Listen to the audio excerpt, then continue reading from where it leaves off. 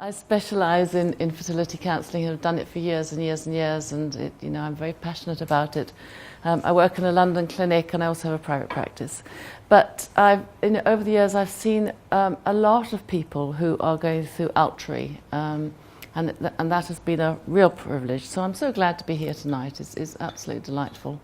A lot of people, when they phone me up, will have a sort of bit of sense of hesitation about whether they really want to come and see me. And what that is often about is that they can't really make sense of why. Why is there such an emphasis on counselling when you're considering egg donation? So I thought it might be quite helpful if I start from there, because it's not very, it doesn't really help if you start out feeling that this isn't going to be of any value to you, and we very much hope it is. So there's a bit of a backstory to this. In fact, we go back actually to the 1980s, which was when the government was planning legislation around IVF. And to their credit, they demonstrated a real awareness that people who suffer from infertility issues really nearly always find it emotionally devastating. And to be honest, it can be quite the most stressful experience that they'll ever experience they'll ever have in their lives. And also, I think we all understand, and the government did then, that if people reach a point where they are learning that they won't ever be able to have the child that they had envisaged, that they had planned, the child who would be genetically related to them, that is a source of intense grief and loss. It's very difficult to adjust to the idea that you won't be able to have the child that you planned and wanted. It's absolutely massive. So as I say, to their credit, the government wrote into the legislation that all the IVF clinics must, by law, offer counselling. And I'm so glad about that. And in fact, Altry has simply followed in the ethos of that by having a policy that before you really get started with Altry, it's really best to do a lot of talking and to be confident that it's what you want to do, rather than get halfway through and find, well, no, you're not. I mean, of course, many people do, but it's best to do a lot of the thinking and talking about it before you get started. So one of the reasons for counselling is just support, which, is a good thing. And the other thing is that the clinics and also the government were very well aware that when you think about having a child who won't be genetically related to you, it is actually a different way of creating a family. It's not the way that most people set out and expected. And there are, there's so much that you need to know. There are implications that you need to consider, not only for yourselves, but also for the child that you might have. So it just has become, in most clinics, a standard procedure that you see the consultant, next stop, talk with the counsellor. And that's so that you really get a chance to think about what the emotional and social implications are going to be, that you're very clear about the legal framework, you know where you're going to stand legally, and you've had the opportunity to think about some really important future aspects, which is, how is it going to be in relation to a child knowing about this, and I'll say a few more words about that in a while.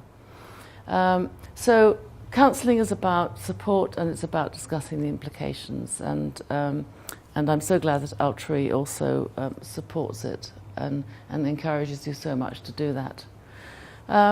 I know also that people will tell me that they are worried about me. Am I going to be the person who reports back to the clinic, actually writes a report and gives a recommendation? And so are they going to have to present with me as the perfect parents so that I write the right kind of report? Now, I can't emphasize enough, I simply don't do that, and I don't think it happens in other clinics. We're not here to make assessments or judgments. We're here to help you make informed decisions. And as a result of that, I mean, an absolute principle in counselling is that counsellors offer confidentiality. You really can't be expected to be talking openly about everything, and if necessary, talking about your worst fears and your darkest thoughts. You can't be expected to do that if you think the counsellor is going to report back either to Altry or to the clinic. The most that I ever do is if the clinic or Altry want a statement that I have seen people, I have a kind of standard format which sets out that I have seen them, and these are the things we've discussed, but it's nothing personal about you. And what I do is actually send you that, and it's for you to hand on to whoever, so you'll know exactly what has been said. And certainly there isn't anything else from me that goes to the clinic, because again, confidentiality is just so important.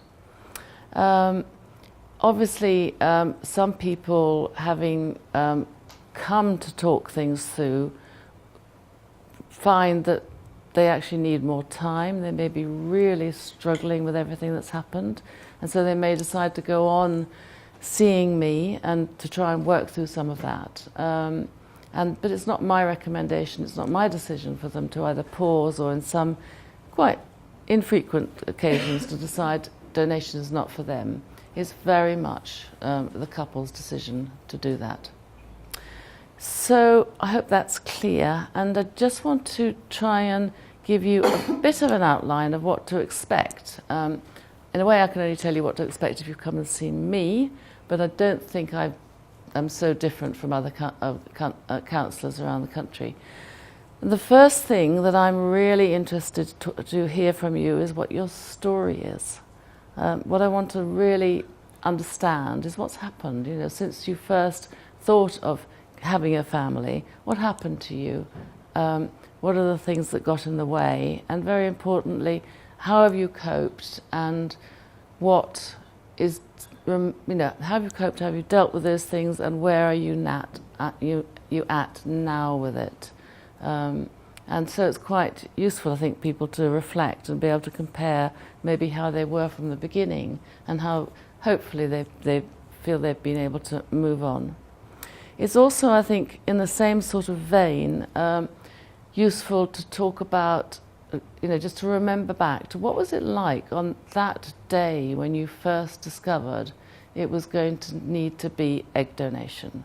And that can be quite painful, obviously. The reason for doing that is to then consider how is it now, and how have you got from then to now, and are you feeling that journey you've made is left you feeling resolved enough about not being able to have the child who's genetically related to be able to embrace it and make it the option that is going to really be fulfilling. And I can't tell you, and we have somebody who's going to be speaking a little bit later about having a child through donation, but I know countless couples who've had such joy from egg donation. But other people, who, if they'd gone ahead at the time that I first met them, it might not have been so good, but they've had to, there's been more things they've had to work through. It's also, as I think, has been mentioned, really important that you understand where you stand legally. And there is a whole legal framework in the UK. Wouldn't be right if you went ahead with egg donation without being absolutely clear what that is. The great news, the really good part about the UK legislation is that anyone who gives birth to a baby in the UK is the legal mother. So as donors, this is the way donors want it, this is the way you would want it. You are the legal mother, and donors don't have any rights or responsibilities in relation to the child, and we all feel that is the proper way for it to be, and it's a safeguard for all concerned. But the children do have information rights, and there's been a little bit of a reference to what those information rights are. In fact, it starts, most people I meet are planning to tell their children, and that's something that we will talk about at length, and I'll mention something in a moment. But that at 16, the legal rights of donor-conceived people are to ask if they're donor-conceived. So if you have treatment, you will be on a government register as having treatment, and your donor information will be alongside you. And so 16-year-olds or 16-plus-year-olds simply can go along to the register and ask if they're donor-conceived. And it's something that you need to know and be part of your thinking about whether or not you plan to tell any child that you had. They also have a right, there's been reference to the biography, the profile that donors provide. And most donors are enormously generous with this profile because they do it with the child in mind as well as the couple in mind. And from 16, young people have an absolute right to see that profile. In fact, it is available to you, and we very much hope that it's something that you share, from the start as part of your talking with your child as they grow and understand their origins. But that's what they can do at 16. It's also a provision has been made for the fact that donors can donate to more than one couple. And if they do so anonymously, it means that any child you have may have genetic half-siblings in other families or one other family. And that sets up a situation where they are genetically half-siblings, but they can't identify who they are. So there is, even though it is infinitesimally small, there is a risk that young people can meet in the future and inadvertently get into a relationship as boyfriend-girlfriend and actually be half-siblings. So from 16, which is the age when young people legally can have a sexual relationship, they are able to check that their boyfriend or girlfriend is not their half-sibling, and that's, again, a very important safeguard for them. As you've heard already, at 18, their rights are just like those who are adopted, so they do get a right to know who the donor is. And it's full enough information for them to be able to trace the donor. So donors go into this in full understanding that from 18, young people can know the name, date of birth, last known address, and district where they were born, so they could trace them. And what you have to take into consideration is that if you have in the future a son or daughter who chooses to do that, you yourselves might find yourselves connected to the donor, as well as to other families who have genetic half-siblings related to yours. So those sorts of implications take some getting used to, and in counselling we do quite a lot of talking around what that might feel like and trying to help people prepare for that eventuality so that it's not sprung on them at some point later. And that, understandably can be very difficult. The other final area that we talk a lot about is the whole process of sharing this information with children. And luckily we know an awful lot about that now, and there is a fantastic support network called the Donor Conception Network. If you haven't found it already, do look at their website. They have such a massive information on the website. They have children's books, they have guidance, they have lots of audio-visual material.